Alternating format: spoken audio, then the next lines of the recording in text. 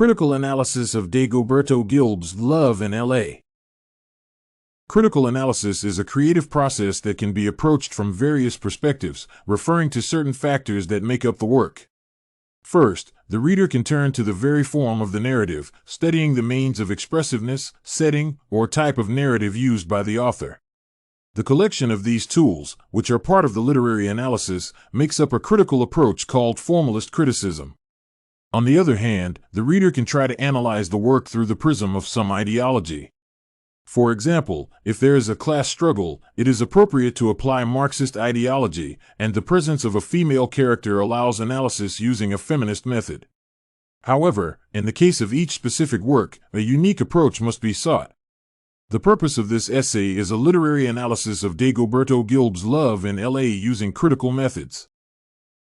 This short story is especially interesting for analysis precisely because of its brevity. The lack of a large amount of material forces readers to examine the available details with greater thoroughness. In the case of Love in L.A., the reader has the opportunity to observe just one morning in the life of the protagonist, a man named Jake. Moreover, the perspective given to the reader is minimal as the author deliberately uses a type of narrative classified as a limited third person. Despite having the freedom to switch between characters, Gilb intentionally does not do this, showing the world through Jake's eyes and not forming an attachment. This approach allows the author to achieve several goals at once. First of all, readers can observe the protagonist's thoughts, but only his, which forces them to form an opinion about the character according to his actions in the current context. Secondly, such detachment allows not to develop an advanced attachment to the protagonist. The reader has the opportunity to soberly and impartially assess what is happening, starting from an unbiased narrative. Continuing to look at Love in L.A. from the point of view of a formalist critic, one should also pay attention to the figure of the protagonist. Often in literature, the protagonist is a character pleasing to the reader. However, deviation from such a stereotype only attracts more interest in the protagonist's figure since a logical question arises: what exactly does the author want to show with such a figure? In the case of Love in L.A., it can be noted that Jake is far from the concept of a positive character. The protagonist demonstrates a whole set of negative qualities while making almost no positive impressions. Deep in his dreams, the man only, at the last moment, notices the car in front of him and manages to do only enough to prevent a major accident. At the same time, despite his apparent fault, the protagonist does not feel guilty. Jake lies, coming up with excuses and details of his life on the go to gain the affection of the beauty he meets.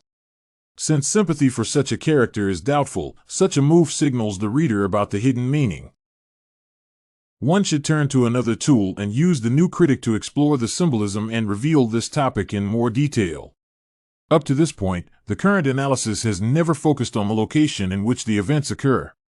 However, the setting is just as important as the protagonist and his actions. According to the author, Jake was driving in the morning under the Hollywood Freeway on Alvarado Street. Hollywood itself is a powerful symbol that many people associate with luxury and the fulfillment of desires. The story is called Love in L.A. The emphasis is placed on where the events occur. The presence of Hollywood, the dream factory, leaves an imprint on the manifestation of emotions, the style of thinking, and the system of values. It is the last factor that is reflected in the narrative through the thoughts of the protagonist. The influence of Los Angeles and Hollywood, the desire for luxury, expensive things, entertainment, and pleasure can be traced in all of Jake's thoughts. In addition, the scene takes place under the Hollywood Freeway, which, in a way, symbolizes the low position of the characters, who, nevertheless, wish to rise. By collecting the details studied using two methods of critical analysis, one can get the complete picture and the most accurate meaning of actions taking place in history. Jake is a typical follower of Hollywood ideas, the part of them that is usually visible to the public.